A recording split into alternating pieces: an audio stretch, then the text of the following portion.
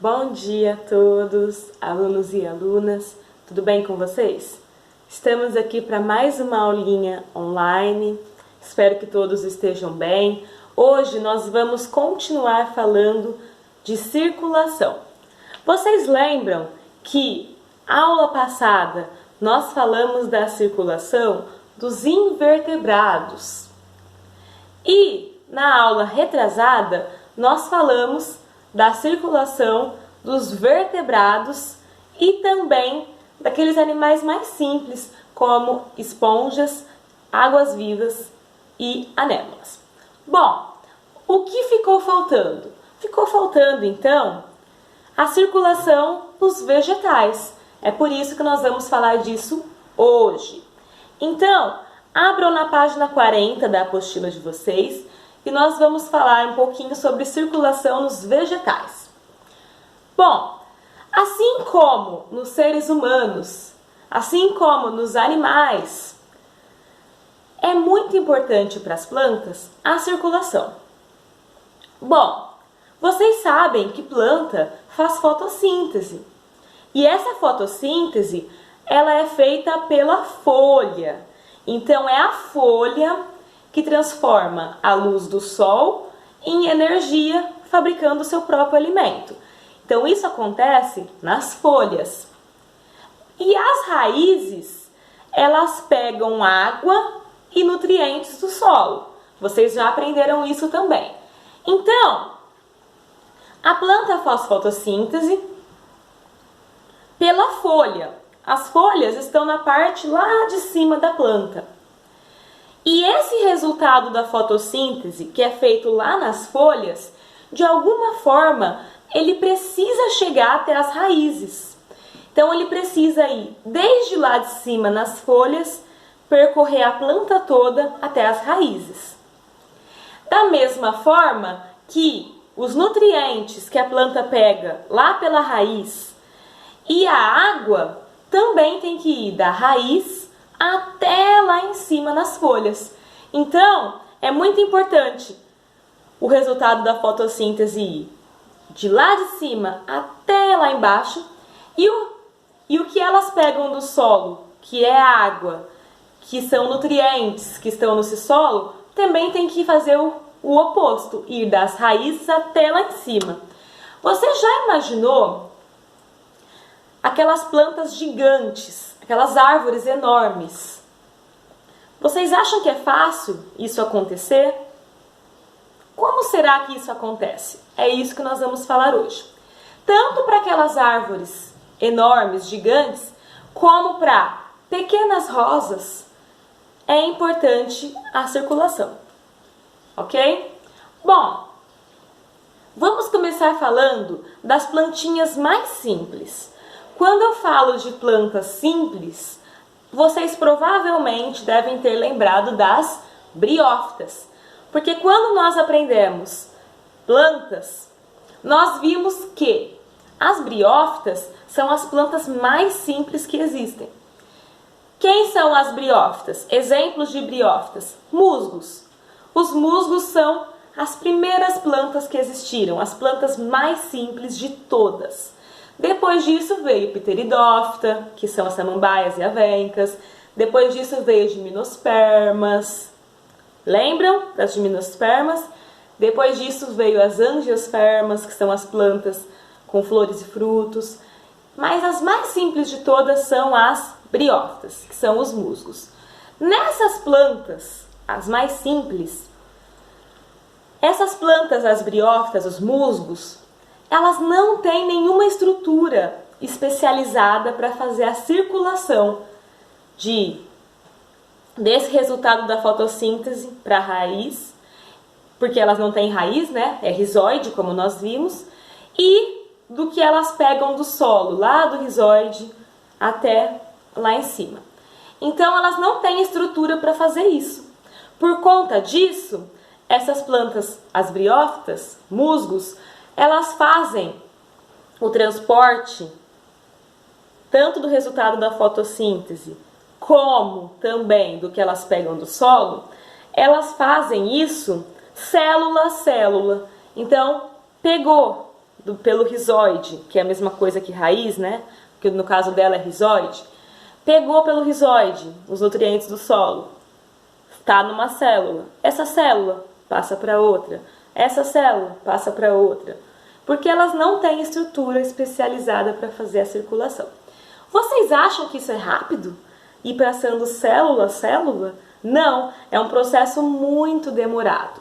É por isso que briófita, que são os musgos, são muito pequenininhos, justamente porque, como é um processo demorado, quanto menor a briófita for, mais ela consegue passar rápido de uma ponta a outra, né? Então, por isso que briófita é pequena, porque não tem essa estrutura especializada para fazer a circulação. Isso acontece célula a célula. Bom, isso célula a célula é somente em briófita que acontece, somente com os musgos. Por quê? Porque outras plantas, a partir das briófitas, desenvolveram estruturas especializadas para a circulação dentro do corpo delas. Vocês lembram que depois das briófitas, quem que surgiu? As pteridófitas, que são samambaias e avencas. Samambaias e avencas foram as primeiras as primeiras plantas que apresentaram estrutura de circulação. Depois, todas as outras começaram a apresentar. Então, com exceção das briófitas que eu acabei de falar, que são os musgos que fazem célula a célula, todas as outras plantas já conseguem ter estruturas, já evoluíram e adquiriram estruturas especializadas para fazer a circulação dentro da planta, da raiz até o topo e do topo para a raiz, ok? Bom, essas estruturas que as plantas adquiriram, e com exceção, né, das briófitas que eu acabei de falar que não tem isso, todas as outras plantas têm. Essa estrutura que faz a circulação da planta se chama xilema e floema. Então grava na cabecinha de vocês, xilema e floema. Bom, lembra que eu falei para vocês que a planta tem que levar o resultado da fotossíntese que está lá em cima, nas folhas, até a raiz, e também tem que levar o que ela pega, nutrientes e água, lá da raiz até o topo? Então, são circuitos contrários. Uma coisa é o que ela pega na raiz, que ela tem que levar lá para cima, e outra coisa é o que ela pega, o que ela forma, o resultado da fotossíntese, que ela tem que levar do topo para baixo. Então, é isso que acontece. Então, xilema e floema são as estruturas especializadas que a planta adquiriu para fazer a circulação. O xilema leva o que a planta pega lá da raiz, que são a água e os nutrientes que a planta pega lá da raiz, é transportado pelo xilema até o topo. Então é o xilema que leva da raiz a água e os nutrientes que a planta pegou do solo, leva da raiz até o topo. Então o xilema que faz isso. Esse produto que a planta pegou pela raiz, que são água, que são nutrientes, nós chamamos de seiva bruta, tá? Então quem que transporta a seiva bruta lá da raiz, que é o que a planta pegou do solo, né? Água, nutrientes que estava lá nesse solo. Quem que faz esse transporte dessa seiva bruta, que nós chamamos seiva bruta, a água e os nutrientes do solo? Quem que faz esse transporte da seiva bruta, lá da raiz até lá em cima? O xilema, né? O xilema então faz isso. E também eu falei para vocês que o que a planta faz de fotossíntese lá nas folhas, ela também precisa levar lá para a raiz. E quem que faz isso? O floema. Esse produto da fotossíntese nós chamamos de seiva elaborada. Então quem que transporta a seiva elaborada lá da folha até a raiz? Floema. Então a diferença de xilema e floema é essa. O xilema leva a seiva bruta, que é a água e os nutrientes que a planta pegou do solo. Quem que leva isso lá para cima? O xilema. E quem que leva a seiva elaborada lá da folha até a raiz? O floema. Então, xilema leva a seiva bruta da raiz para a folha e floema leva a seiva elaborada, que é o resultado da fotossíntese, das folhas para a raiz. Beleza? Bom, aonde que está localizado o xilema, que leva nutrientes da raiz até as folhas? Ele está localizado na porção mais interna do caule. Então, se você pegar o caule da planta, que é o que sustenta a planta em pé ali, se você pegar aquele caule, a porção mais interna dele e também da raiz da planta tem o xilema. Então, você pega a raiz, lá na parte interna da raiz tem o xilema. E a parte interna do caule também tem o xilema, que leva lá da raiz água e também nutrientes da raiz até lá em cima nas folhas. E o floema, onde ele está? Que leva da folha, o resultado da fotossíntese, que é a seiva elaborada, até a raiz. Onde que está esse floema? Onde vocês acham que está esse floema? Pensem um pouquinho, pessoal. Se a planta faz fotossíntese pela folha, lógico que o floema vai estar nas folhas. Então, o xilema está no caule, na raiz, e o floema está nas folhas, tá bom? Lembrando que floema leva o resultado da fotossíntese, que é a seiva elaborada, das folhas para a raiz. E o xilema, que está no caule, na porção interna do caule e da raiz, leva a água que a planta pegou do solo e os nutrientes da raiz para as folhas lá em cima, tá bom? E é a partir do momento que as plantas adquiriram essas estruturas que elas conseguiram ser mais altas. Por isso que as briófitas que não tinham o xilema e o floema, que são as estruturas de circulação, as briófitas são pequenininhas.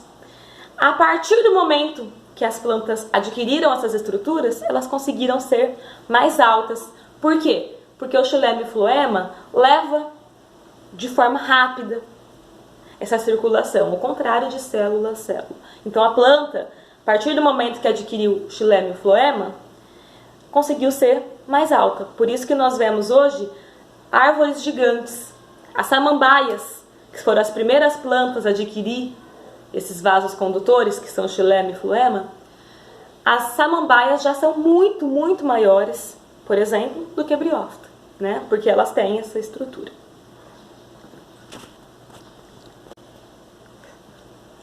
Bom, então, como eu disse, pessoal, na página 41 tem uma foto para vocês compararem o tamanho das briófitas, no caso os musgos estão aí na figura A, e veem que eles são bem pequenininhos. Depois, na B, já tem uma árvore gigante. Por que ela é gigante? Porque ela já tem as estruturas xilema e floema. Bom, uma outra coisa também que é interessante passar para vocês. Existiu um biólogo italiano e médico, um cientista, chamado Marcello Malpighi. Esse Marcello Malpighi, ele concluiu uma coisa muito interessante. Ele concluiu, pessoal, o que ele fez? Ele pegou a porção mais superficial ali do caule de uma árvore e tirou, como se fosse um anel. Ele arrancou essa porção superficial do caule. E o que aconteceu com essa árvore? Ela morreu. Então, o que ele concluiu? Ele concluiu que se você tirar essa porção, você interrompe o processo do xilema levar da raiz para as folhas e do floema levar das folhas para a raiz. Então, se você fizer isso que ele fez, remoção de um anel da porção superficial da casca, você impede esse transporte e a planta morre. Então, ele concluiu isso. Então, ele concluiu que o caule leva, né, da raiz até as folhas o xilema, o xilema faz isso e leva a seiva bruta, e concluiu que se ele arranca esse pedaço, ele impede o transporte do resultado da fotossíntese lá das folhas para a raiz. Então ele impede esse processo contrário, tá? Então ele interrompeu o fluxo de seiva elaborada. Ele interrompeu que o resultado da fotossíntese chegasse na raiz. Por isso que a árvore que ele fez isso morreu, tá bom? Então, o que ele concluiu? Que se ele tirar uma porção da casca, ele interrompe esse processo de levar seiva elaborada, que é o resultado da fotossíntese, lá do topo para a raiz. Interessante, né? Quem concluiu isso foi Marcelo Malpique, tá bom? Pessoal, quero agora que vocês abram na página 42 e 43. Na página 42 e 43 tem exercícios para vocês fazerem. Então anotem aí, fazer exercícios da página 42 e 43. Essa foi a nossa aulinha de hoje, espero que tenham gostado, que tenham entendido. Qualquer dúvida me perguntem. Beijos, abraços, fiquem todos com Deus.